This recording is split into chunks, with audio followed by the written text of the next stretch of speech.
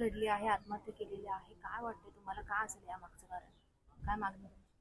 माझी मागणी एकच आहे, मला कानूनच्या हिसाब पाहिजे. माझ्या पोऱ्याचा असं हे झाले ना, म्हणजे तुमच्या हातात तो जेव्हा आला होता ना तेव्हा तुम्ही त्याला फाशी द्यायची होती ना. मग तुम्ही चार्जशीट कसं टाकलं? चार्जशीट आम्हाला नाही सांगताना, आई वडिलांना नाही सांगितलं तर चार्जशीट तुमचं पडलं मनुष्यान मुलाचं. ते चार्जशीट हे केलं तुम्ही, तारीख हे केली. मग ते तारखेचा पण आम्हाला सांगितला. मी स्वतः कोर्टाला मला चालता नाही येत, मी आपण नाही, तर मी कोर्टाला गेली ना. मग तिथेशी मी इन्क्वायरी केली, तेव्हा वकील भेटला, तेव्हा वकिलांनी सांगितलं असा असा विशालचा आहे मनुष्यान, चार्जशीट पण पडली ना, तारीख पण पडली मनुष्यान. मग आता का तुम्ही कशावरून त्याला फाशी दिली? कधी फोन आला तुम्हाला? हे फोन नाही, म्हणजे मी वकिलाच्या रांगेत गेली होती ना, वकिलाच्या बाहेर. जेव्हा विशाल यांनी आत्महत्या केल्याचा फोन केला ते सकाळी 7 वाजता ना विशालनी आत्महत्या केली, तर सकाळी मला 7ला फोन आला तर मी काही ओळखलं नाही. पोलीसवाली बाई बोलत होती. मग ती मला वाटलं की माझी मुलगी आहे, तर मी तिला मुली समजून मी तिला शिव घातली ना. फोन बंद करून ठेवला, तर वापस फोन आला, तेव्हा मी उचलला. मग तेव्हा ती मला डायरेक्ट बोलतो का, तो पोलीसवाला बोलतो तुम्ही ईशालची आई आहे ना. मग मी बोलली हा मला ईशालची आई आहो अशी बोलली मी. तर मग मी बोललो पुढे सांगा ना काय झालं. मग तेव्हा तो डायरेक्ट बोलतो तुमच्या ईशालनी फाशी घेतली, बोडी तिकडे नेली हॉस्पिटलला मनुष्यानं, तुम्ही तिकडे जा म्हणून. मग बोडी आता इथंच आहे ना. मग तो खोटा का बोलला म्हणा, तर तुमची बोडी नेली मनुष्यानं, खोटा का बोलला? मग यांनी पैसे खाल्लं, राजकारण खेळल्यानी लोकांना याही पैसे खाल्लं ना. ते खाल्लं, त्यांची नावं सांगितली ना, मग यांची समधी जबान काटल यांची. मला माहिती आहे, मी अपंग आहे मागून, एकदम चालती असतो ना, या लोकांना टिंग केलं असतं. हा, सरकारकडे मागणी आहे मला, माझ्या पोऱ्याचा हिसाब पाहिजे मला.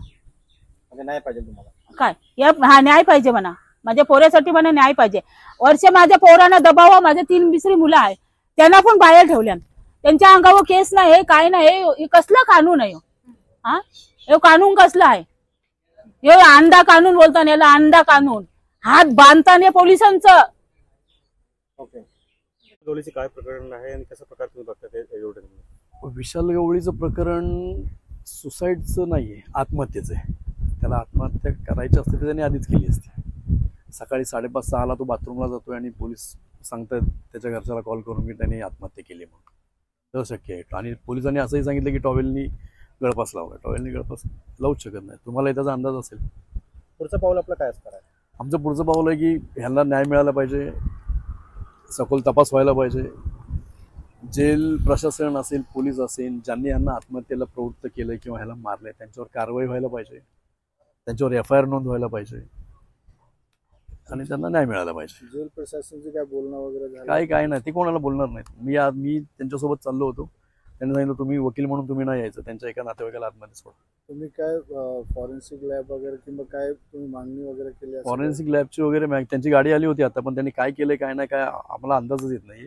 फॉरेन्सिक लॅबमध्ये त्यांचं टेस्ट व्हायला पाहिजे, टाईम कधी उतरवलं, काय केलं. आता हे त्यांच्या हिशोबाने तपास करतील आणि त्यांच्या फेवरमध्ये रिझल्ट देतील. हे सगळं ते त्यांच्या फायद्यासाठीच किंवा ते निर्दोष आहेत किंवा त्यांनी स्वतःने केलंय, विशाल गवळी आत्महत्या असं दाखवण्याचा प्रयत्न करतील. म्हणूनच कदाचित त्यांनी मला किंवा त्याच्या इतर नातेवाईकाला आतमध्ये बॉडी दाखवायला किंवा उतरवताना किंवा पंचासाठी किंवा कशालाच काही नेलेलं नाही. तरी आत्महत्या का मग हत्या काय वाटतं? हत्याच आहे, सरळ हत्या आहे. तपास व्हावा ना याचा, FIR व्हायला पाहिजे. FIR झाल्यावर तपास होईल, पुढे CCTV चेक होतील, तो जातोय येतोय किती वेळ आहे काय सगळं कळेल. तुम्हाला सर काय वाटतं याच्यामध्ये काय राजकीय वगैरे? नाही, राजकीय तर आपल्याला काय म्हणता येणार नाही, पण मारलेलंच याला एवढं नक्की. आणि तो विक्टीमचा वडील आहे, तर ती जिल्हा वार्ताला त्याने आता बाईट दिलं एक. तो आभार मानतोय मुख्यमंत्री, उपमुख्यमंत्री, नंतर DCPंचे, सरळ सगळ्यांचे त्यांनी नावं गेलेत स्पष्ट. आणि तो शेवटी असं म्हणतोय की सरकारने मला न्याय दिला. म्हणजे काय? सरकारने मारलं याला? मग न्यायालय कशाला आहे? कोर्टच बंद करून टाका ना, सरकारच्या हातात देऊन टाका सगळं. जो गुन्हेगार असेल तर घ्या, सरकारच्या हातात तर मारतील त्याला. म्हणजे तो स्वतः कबूल करतोय की सरकारने मारले. जिल्हा वार्तामध्ये दिले त्यांनी बाईट.